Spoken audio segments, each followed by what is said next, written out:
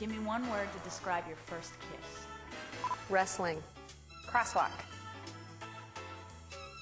Silly. Boring. Okay, wet. My first kiss was all over my face and in my hair, so I was wet. Forgettable, because I can't really remember it. What's the stupidest fashion resurrection?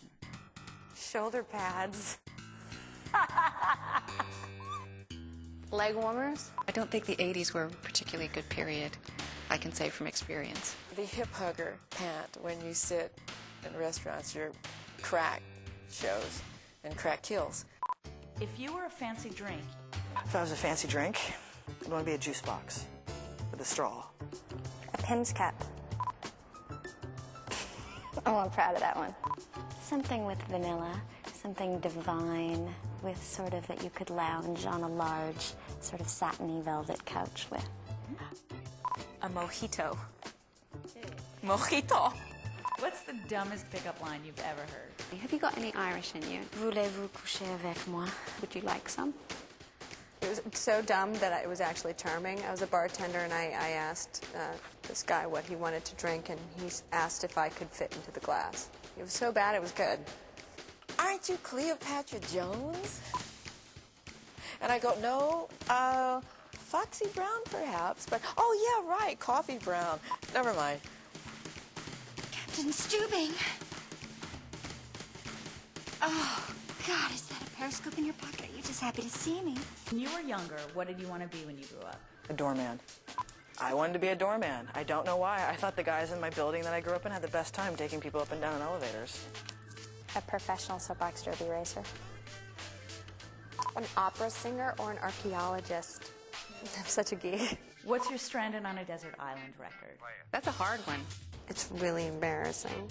And I feel that I'll be beholden to it, because one day, what if I do get stranded on a desert island, and then that's the album? The Manhattan Transfer. I love the Manhattan Transfer. It would be a compilation record that has everything on it, from hip-hop to classical to everything. So, yeah. You're a cheater. Do you re-gift? Never. I'd be too scared of someone finding out. No, you just toss it out. Either that or you just stick it in your closet. I have a few gifts that maybe you might like. What's the worst advice you've ever received about love? You should call them. Call them anyway. It never worked. You should just leave them alone. Give them a second chance. Guys do that. They cheat. You know, if you can just forgive them and get past it. Don't follow your heart. That was great advice. If you were on a best of list for something, what would it be for? I don't know, English accents in America? I feel like I'm really good at picking out t-shirts. For this season, best pregnant acting. Thumb wrestlers. I would be at the top of the best of thumb wrestlers. The best of list? Best hair. I like what you're wearing. What are you dressed for? Myself.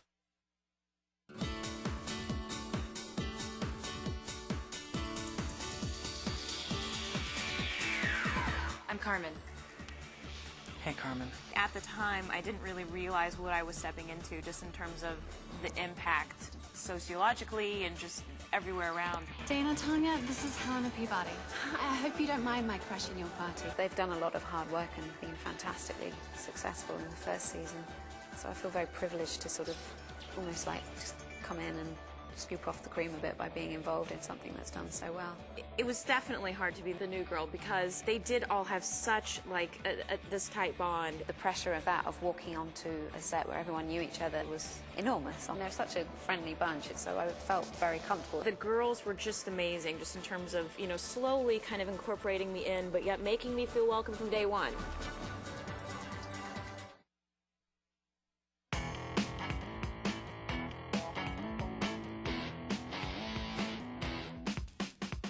What's so wrong with seeing the potential in somebody and giving them a chance to make something of themselves? Did I underestimate you, Shane? Or did I just mistake you for a person of substance?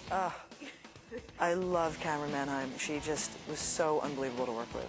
She plays this powerhouse like Hollywood producer, and she's just on fire. I tried so hard not to laugh because she's so funny playing this role.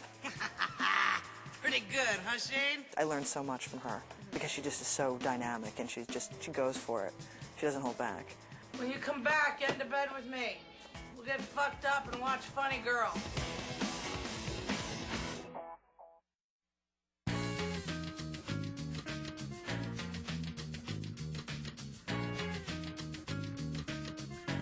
Give it up for Alice and Dana! Women get so enmeshed in each other's lives and can become so close as friends that I think for lesbians or bisexual people, the lines can get really blurry. You definitely go through that journey with Alice and Dana. I really wanted them together because I think they're a really good match. I mean, it's such a great story that you've got two really, really good friends who are attracted to each other. I mean, that's such a rare thing. It's especially rare when it works out. It's happened to me before, so I think it's an interesting dynamic between two women. I just wanted an excuse to make out with Alicia, actually. What can I say? It's really what I wanted. I'm gonna regret saying that.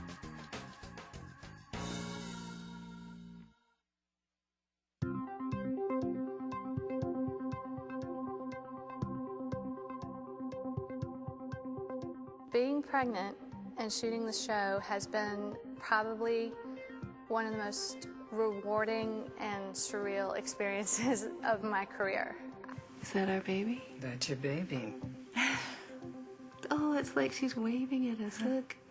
They made Tina very sexual, which was scary. It was like walking off a diving board and feeling really vulnerable and being like naked and wondering when you're going to fall into the water. There's days where you wake up and you don't feel very good and you don't feel sexual. And then there's days where you feel so womanly and so sexual, and it allowed me to just sort of be comfortable with where I was with my own pregnancy. As an actress, when am I ever going to get that opportunity again?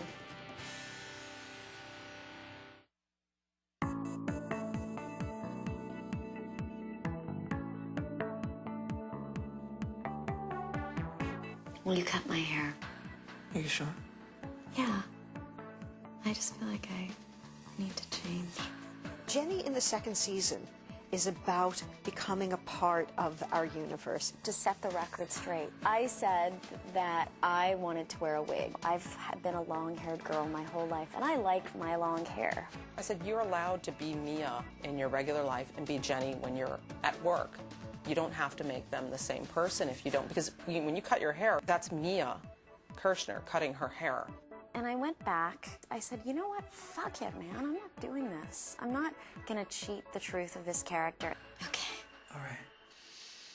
Yeah. Okay. Okay. Let's do it. Yeah. Like, she really is committed to this role, to this part, to having Jenny go through this experience of transformation, and her as Mia taking her character there.